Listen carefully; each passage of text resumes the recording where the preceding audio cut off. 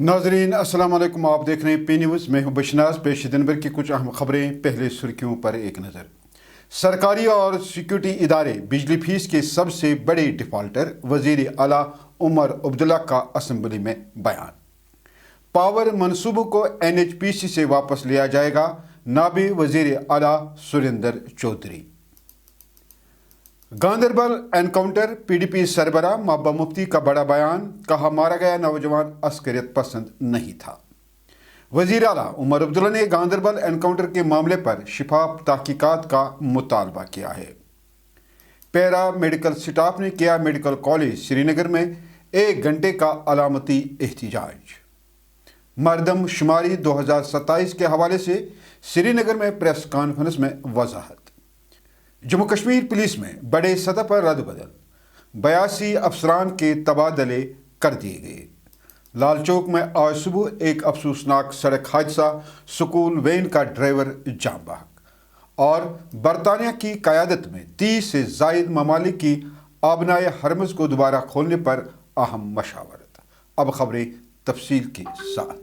Jammu Kashmir assembly में वजीर आला उमर अब्दुल्ला ने बिजली के शोबे से मुतल्लिक तफसीलात पेश करते हुए कहा कि मुख्तलिफ सरकारी महकमों, पब्लिक सेक्टर यूनिट्स और सिक्योरिटी इदारों पर बिजली के बकाया जात बढ़कर 3,747 करोड़ रुपये से तजावुज़ कर चुके हैं। असम्बली में पेश किए गए एदाद शुमार के मुताबिक सबसे ज़्यादा बकाया जात पब्लिक हेल्थ इंजीनियरिंग यानी PHE महकमे पर है, जिनके ज़िम्मे तकरीबन 1,300 करोड़ रुपया हैं। इसके बाद इरिगेशन और फ्लड कंट्रोल महकमे पर 580 करोड़ रुपए से जायद के बकाया जात हैं। वहीं उमर अब्दुल्ला ने कहा कि जब सिक्योरिटी इदारों की बात की जाए तो सेंट्रल रिजर्व पुलिस फोर्स यानी CRPF पर तकरीबन 296 करोड़ रुपया वाजिबुल अदा है, जबकि फौज और BSF पर 197 करोड़ रुपये बिजली फीस बकाया है।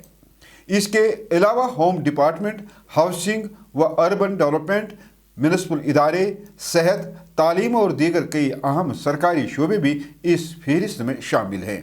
वहीं खुद पावर डेवलपमेंट डिपार्टमेंट भी करोड़ों रुपए के बकाया जात में शामिल है, जो इस निज़ाम की अंदरूनी कमजोरियों को वाज़िया करता है। वहीं जम्मू कश्मीर के नायब वजीर आला सुरेंद्र सिंह चौधरी ने हाइड्रो पावर मनसूबों को NHPC से वापस लेने का मुतालबा किया है। उन्होंने कहा कि जम्मू कश्मीर के आबी वसाइल मकामी अवाम के हैं, लेकिन इसके बावजूद खत्ता बिजली खरीदने पर मजबूर है, जो एक बड़ा माली बोझ है। उनका कहना था कि रियासत को अपने वसाइल पर मुकम्मल इख्तियार होना चाहिए ताकि बिजली के शोबे में खुद कफालत हासिल की जा सके। ये बयान ऐसे वक्त में सामने आया है जब हाइड्रो पावर मनसूबों की मिल्कियत और फ़ायदे के हवाले से सियासी बहस तेज़ हो रही है। गांदरबल एनकाउंटर के हवाले से आज PDP सरबराह और साबिक वज़ीर आला जम्मू कश्मीर महबूबा मुफ्ती ने इल्ज़ाम लगाया कि एनकाउंटर में मारा गया नौजवान एक मकामी बाशिंदा है, न कि कोई दहशतगर्द। महबूबा मुफ्ती ने कहा कि उनके घर वालों और मकामी अफराद ने दावा किया है कि मारा गया नौजवान अस्करियत पसंद नहीं था, बल्कि एक यतीम लड़का था जो एक NGO चला रहा था। वहीं मारे गए नौजवान के अहल खाना ने तहकीकात का मुतालबा किया है। सबसे ज़्यादा जो इस वक्त मुश्किलात हैं वो जवानों के लिए हैं। आपने सुना होगा 2 दिन पहले अरहमा में एक एनकाउंटर हुआ, जिसमें वहाँ का एक जवान लड़का 29 साल का राशिद मुगल एनकाउंटर में मारा गया। और वहाँ एलिगेशंस हैं कि एक फेक एनकाउंटर हुआ, जिसको पहले आर्मी ने कहा ये फॉरेन मिलिटेंट है, उसके बाद कहा नहीं ये जो यहीं का रहने वाला था और मिलिटेंसी के साथ ये वाबस्ता था। हालांकि वो बेचारा वो एक NGO चलाता था, यतीम लड़का था, और उसको लाश भी नहीं दी घर वालों को, बल्कि बारामूला जाके उसको दफना दिया। तो ये हमारे जवानों के साथ इस वक्त हो रहा है। तो ऐसे में जब तक जवान सामने नहीं आएंगे और पॉलिटिकल मेन स्ट्रीम में नहीं आएंगे, अपनी जगह जो है हासिल नहीं करेंगे लोगों के बीच में, चाहे म्यूनसिपल इलेक्शन हो, चाहे पंचायत हो, चाहे असेंबली के हो, इसमें जवानों का रोल बनता है। इधर वजीर आला जम्मू कश्मीर उमर अब्दुल्ला ने अपने X पर बयान जारी करते हुए कहा कि मुतासिरा खानदान के दावे को नज़रअंदाज नहीं किया जाना चाहिए। उमर अब्दुल्ला के मुताबिक कम अज़ कम इस एनकाउंटर की एक शिफाफ اور وقت مقرر کے اندر مکمل ہونے والی تحقیقات ہونی چاہیے جس کے حقائق عوام کے سامنے لائے جائیں۔ انہوں نے مزید کہا کہ تحقیقات میں تاخیر یا کسی بھی قسم کی گمراہ کن حکمت عملی سے اداروں کی ساکھ کو نقصان پہنچے گا جو کسی کے مفاد میں نہیں ہے۔ جموں کشمیر پیرا میڈیکل سٹاف نے آج میڈیکل کالج سری نگر میں 1 گھنٹے کا علامتی احتجاج کیا جس میں تمام پیرا میڈیکل سٹاف نے حصہ لیا۔ احتجاجیوں کا کہنا ہے کہ فائنانس ڈپارٹمنٹ نے تقریباً 40 مختلف زمروں میں کام کرنے والے سٹاف ممبران کی تنخواہیں کاٹ دی ہے جو اسٹاف کے ساتھ ناانصافی ہے۔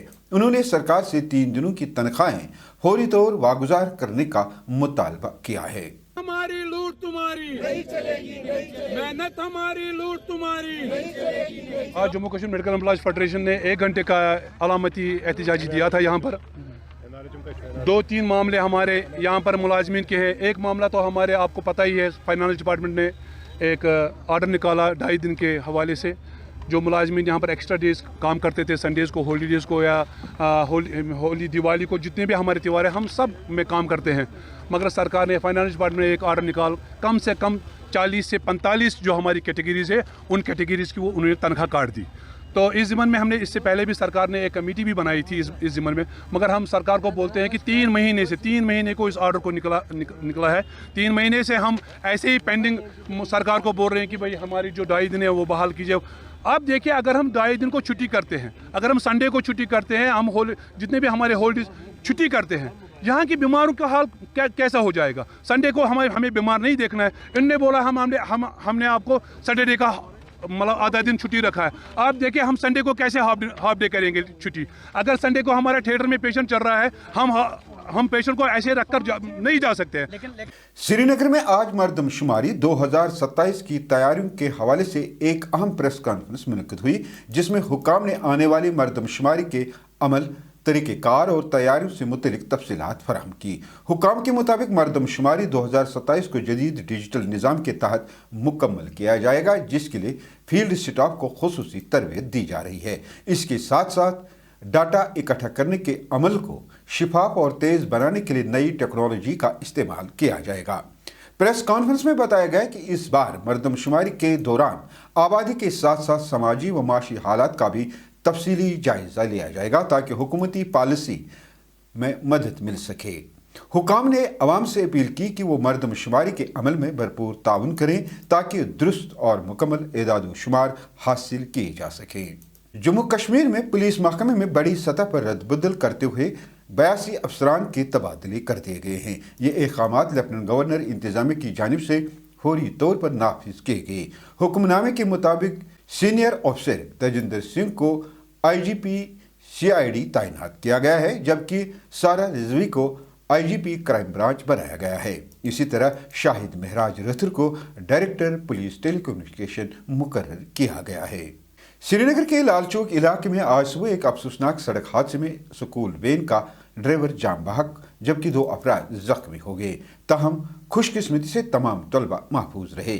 تفصیلات کے مطابق آج صبح تقریباً 9:30 بجے ایک اسکولی وین کو SSI بینک کے لال چوک کے سامنے حادثہ پیش آیا جس کے نتیجے میں ڈرائیور جاوید احمد شدید زخمی ہوا۔